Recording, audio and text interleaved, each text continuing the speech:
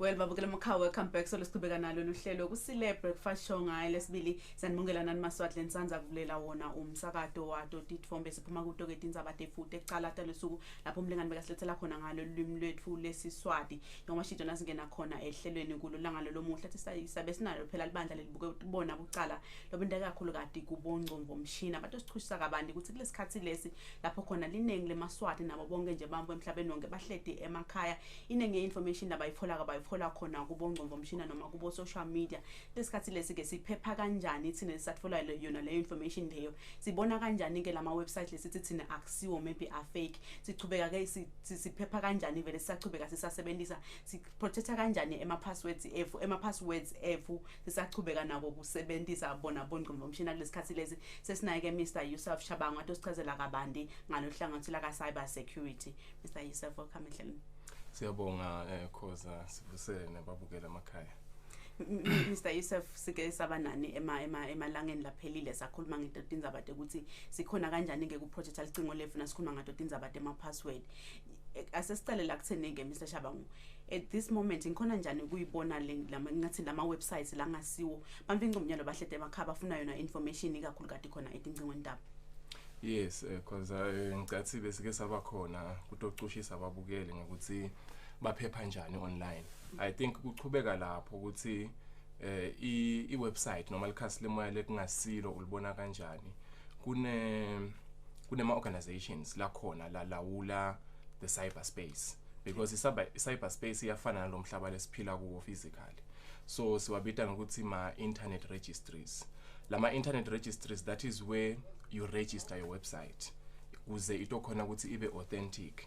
So basically nangabe website authentic siyibona ngale address kuna nakule sithi URL lapha etulu ku browser yakho la utype khona le address kufuna ukuthi le website yakho ibe nenkanankana le green that shows authenticity yale website, number 1.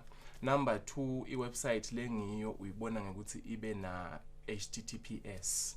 That is the protocol we use nas communicate nalamakhasi emoya. So you have to make sure ukuthi le khasi lolvulako ling HTTPS. Lo S lagcinela umele ukuthi secure, meaning that website is secure. Should anything le wrong yenteke, we can be able to then trace ukuthi le website lena yabani yakuphi ihostwe kuphi and so on and so forth.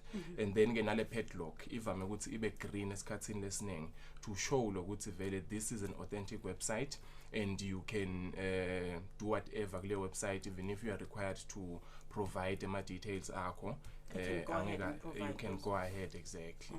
Okay. Yes. Okay, and then Mr. Yusuf kulesikhathi lesinyalo wonke umuntu information vele uyithatha khona kubongcondvo mshina sikhona kanjani ke kuchubeka kunana info yekukhanza ukuthi kulinka this apps lesinawo uphinze kulinke nakuma emails efu ngikhona kanjani ke kuphephisa information yami nangabe kutakhanza ukuthi ngifuna ukuthi angilinke my email address ngiphinze ngilinke with this app.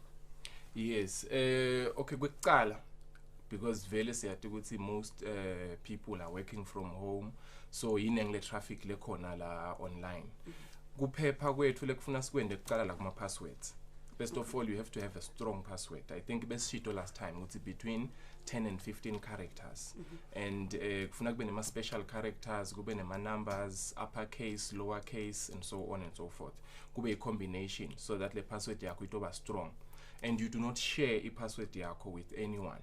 So kumcoka lokuthi ungayishare le password yakho and then now provide le email yakho to link your apps through your mobile as well as your laptop or your desktop.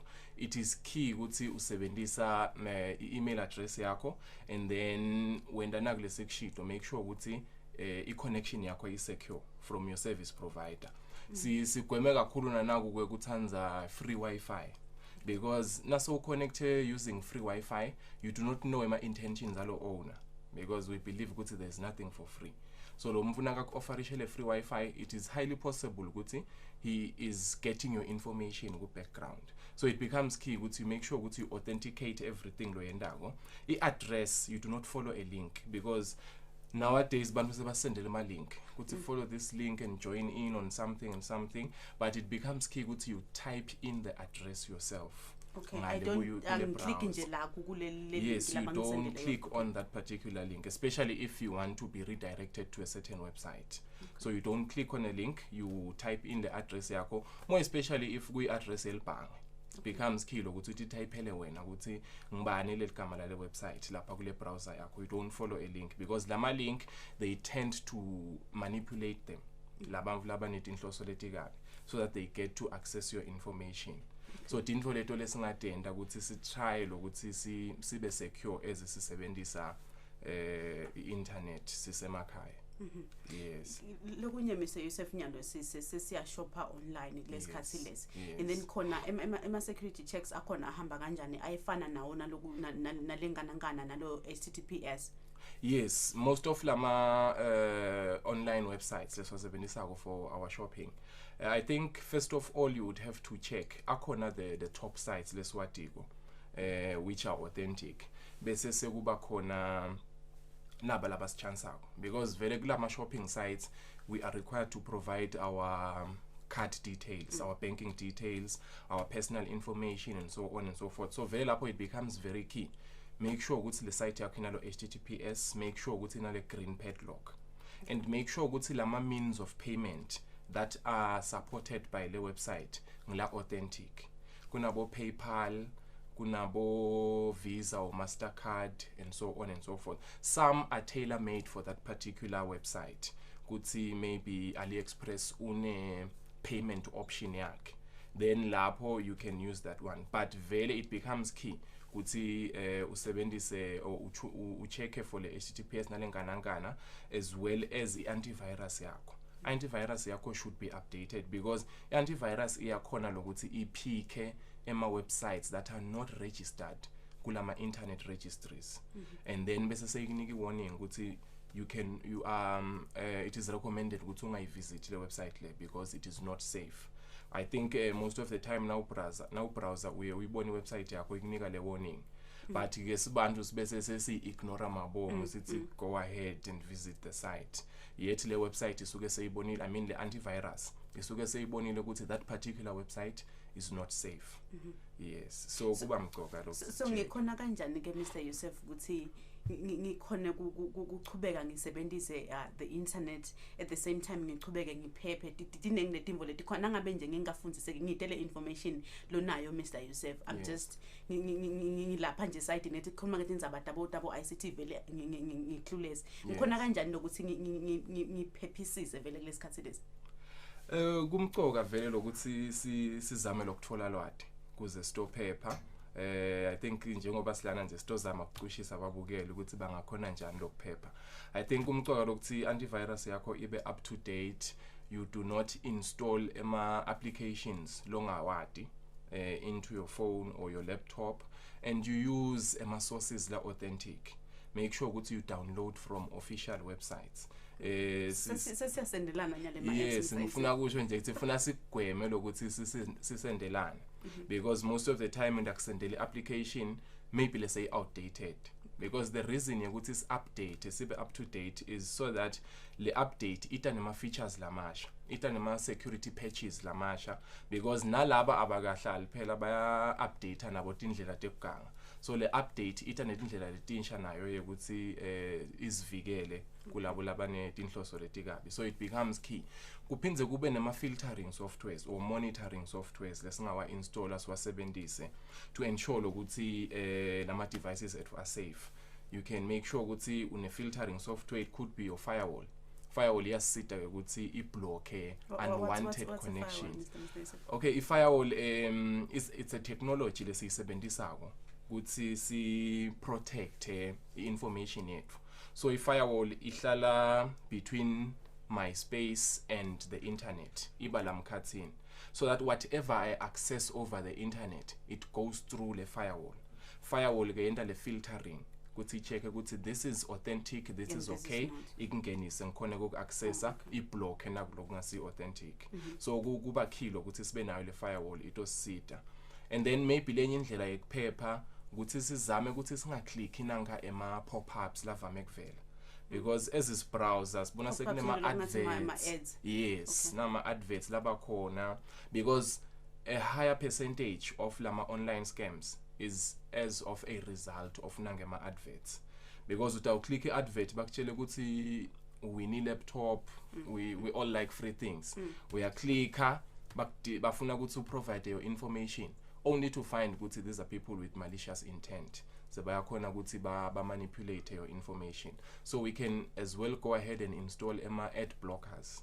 I think we have an ad blocker lekhona, you can just, it's an app lo installago, and then it tries to block lama adverts ukuthi ube ne clean page na ubrowser kube betela ama disturbances.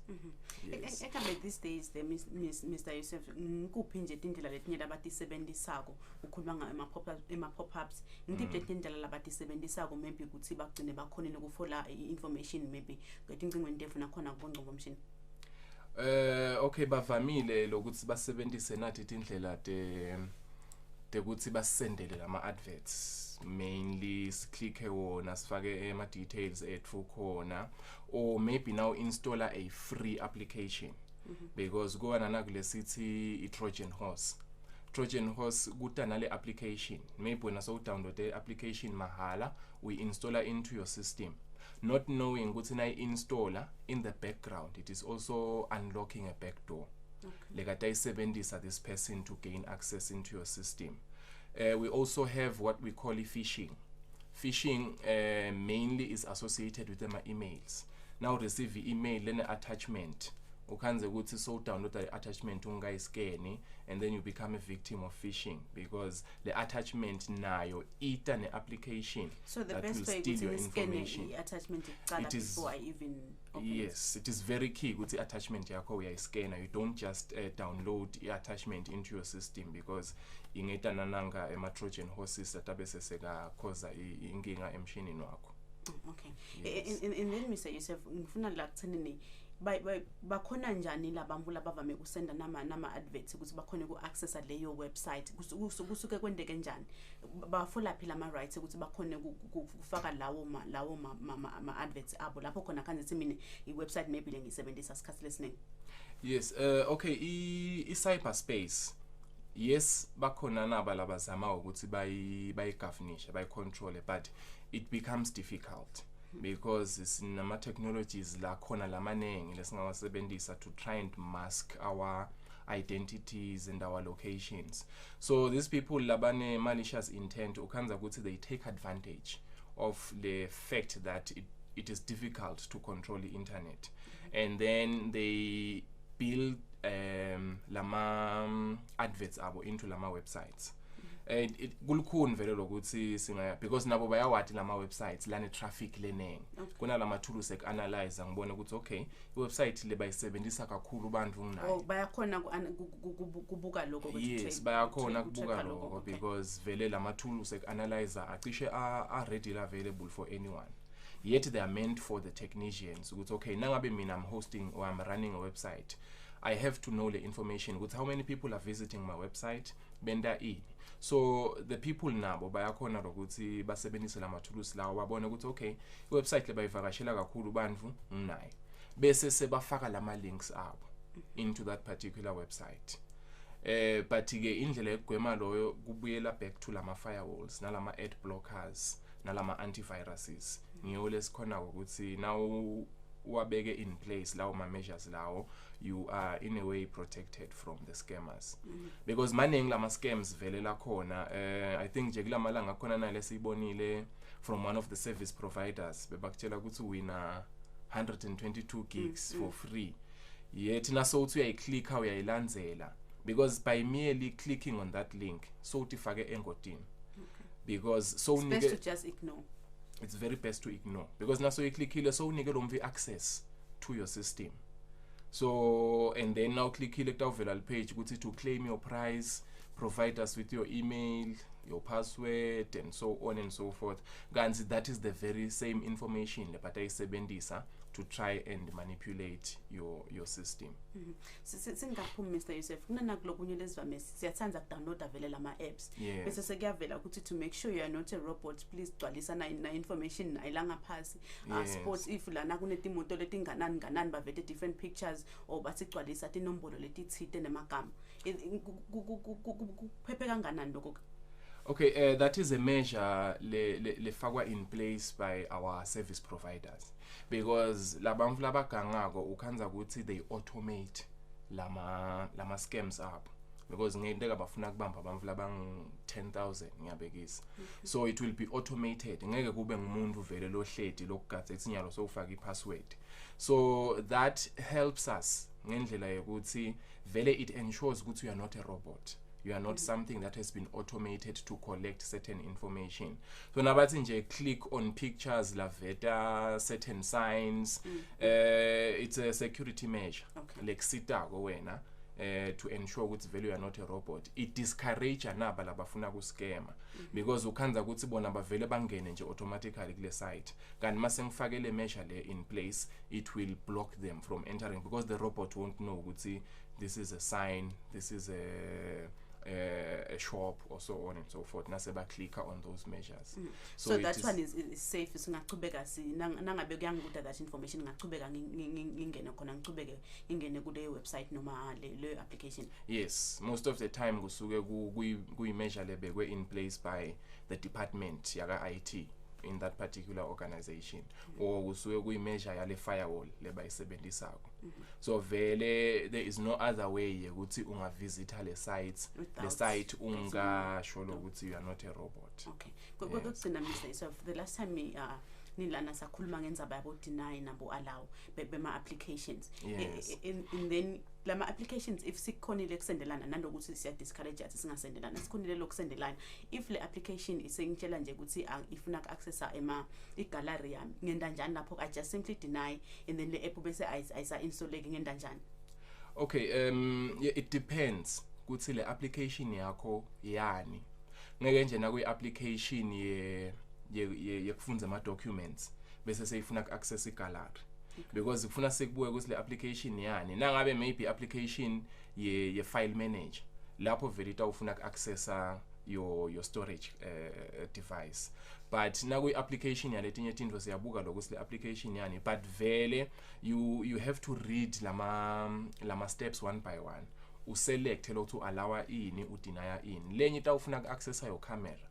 So yadibuta kuthawe application yama documents ifuna ne camera yami yethi sebasebenzisa le camera to capture whatever activity lo yendako la cingweni lakho.